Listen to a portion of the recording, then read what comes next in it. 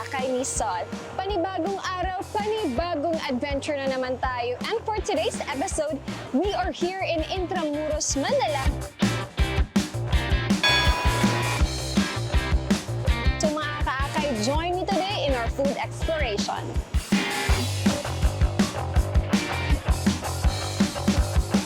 So mga kaakay, andito na tayo ngayon sa aking favorite part, of course, ang food tasting. That is why we are here, of course, in Ilustrado para tikman ang kanilang napakasarap na pagkain.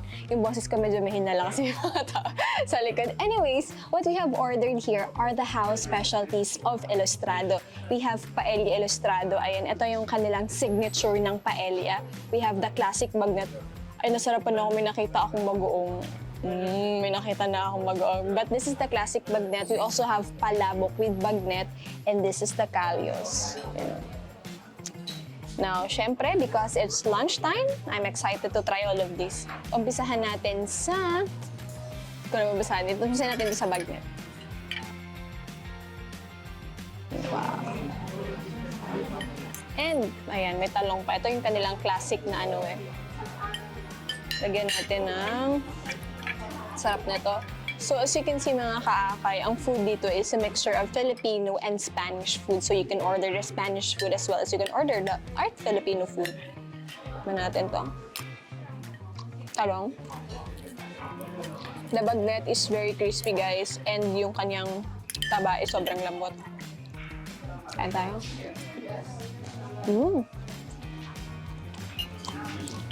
Pero sobrang sarap ng bagnet ah. Tikman natin ito. Pakanilang paella. So as you can see, meron silang tomato, yung tomato sauce yung nilagay. Tapos in a mixture of seafood and you have meat. May shrimp. This is tomato sauce.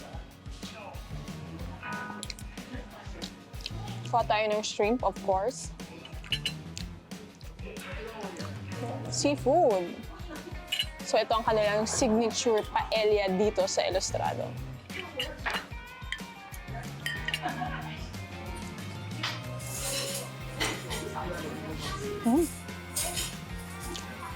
Fairness, sobrang sarap.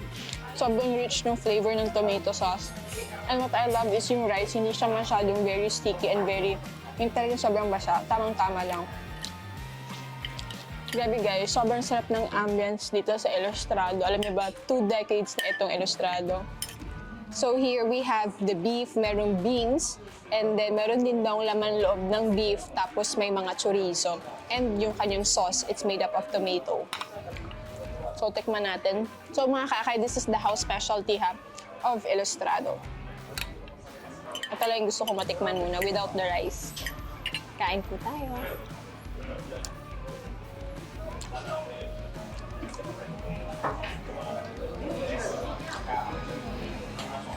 In fairness, sobrang lambot ng laman ng loob ng mga baka. Sobrang lambot ng beef and sobrang rich ng flavor ng kanilang tomato sauce. Grabe, sobrang perfect. Now, we also have here palabok.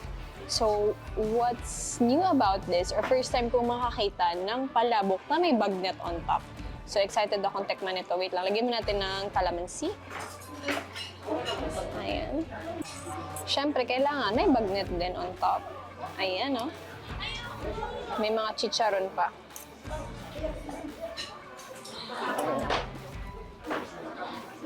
Sampaguita ice cream. Yay! Thank you po. Eto, tiknan muna natin itong palabok. Yay! Favorite ko talagang palabok, guys. So, sobrang happy ko na merong palabok here at Ilustrado. Ito natin ito.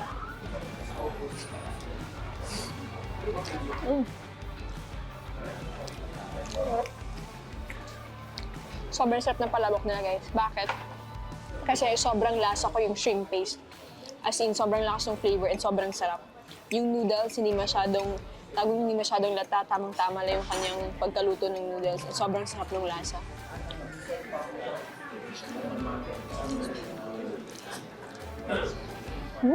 Sobrang sarap, guys.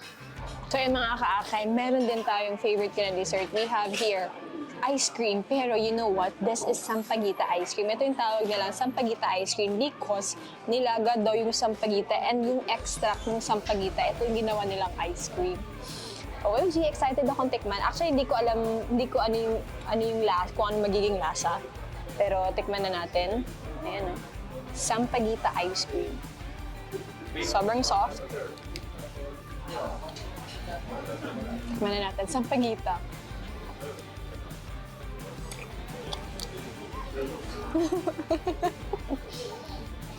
Wait lang. Sobrang strong ng aroma ng Sampaguita. Grabe, feel ko kumakain ako ng Sampaguita.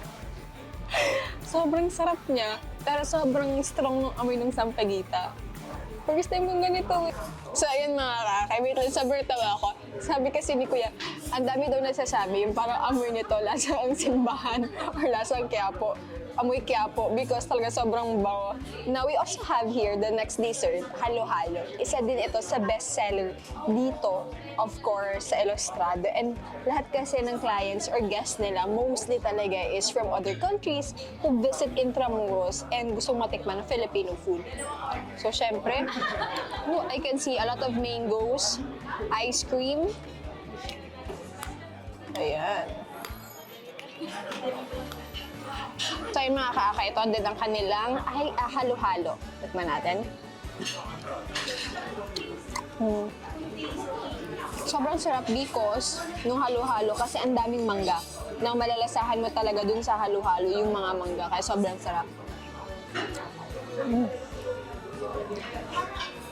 Na mga kakay, tatapusan ko na din to ulit off-cam. Mga kaakay, kakatapos lang natin mag-food tasting and for today, makakasama ko for an interview si Sir Michael Nilias, ang Operation Manager ng Ilustrado. Ayan, Sir, thank you so much for allowing us to interview you because I know you're a very busy person, pero andito siya ngayon. So mga kaakay, of course, thank you, Sir, for allowing us to feature, of course, Ilustrado. Ayan. So, kailan po nag-open ito sa public ang Ilustrado po? Since 1989. 1989.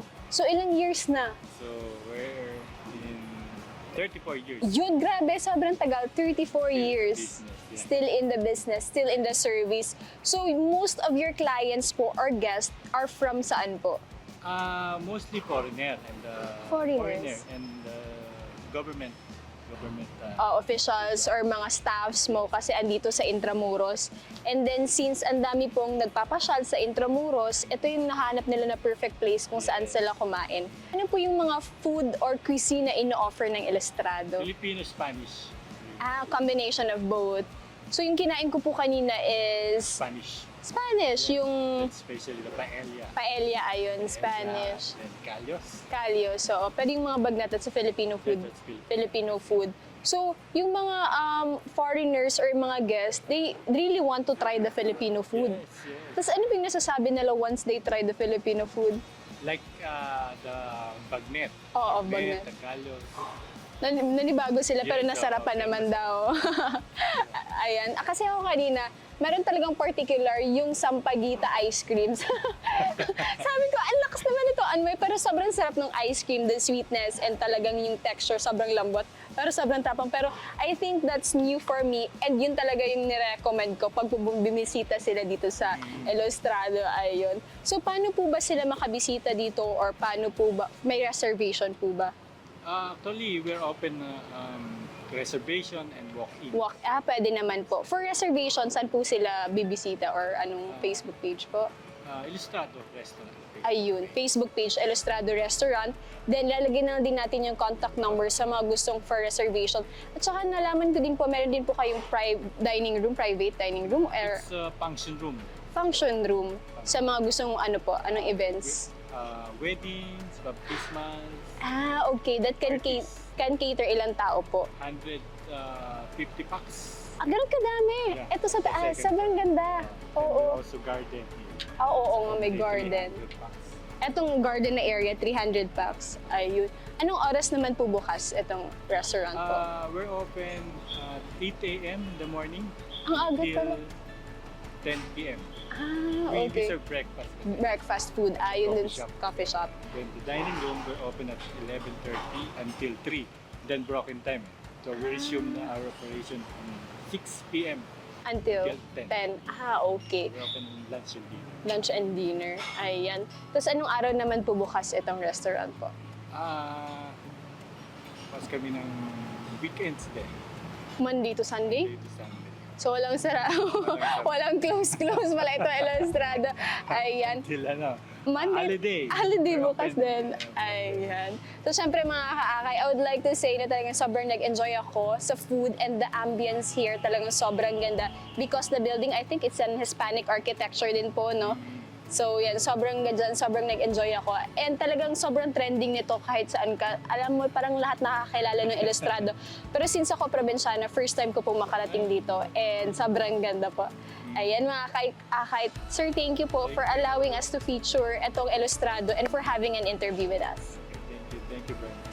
So mga kaakay, dito na nagtatapos ang ating episode for today. Of course mga kaakay, ginagawa ito ng Akay ni Sol upang i-promote our local restaurants, our food, our culture, our tradition, and our tourist destinations. And don't forget to follow lahat ng social media pages ng Akay ni Sol sa Facebook, sa YouTube, sa Instagram, sa TikTok, and ang Alagang Sol Aragones on the go. Marami pa tayong lugar na bibisitahin at pupuntahan at marami pa tayong pagkain na titikman hanggang sa susunod na paglalakbay ni Inday Fatima. Thank you for watching!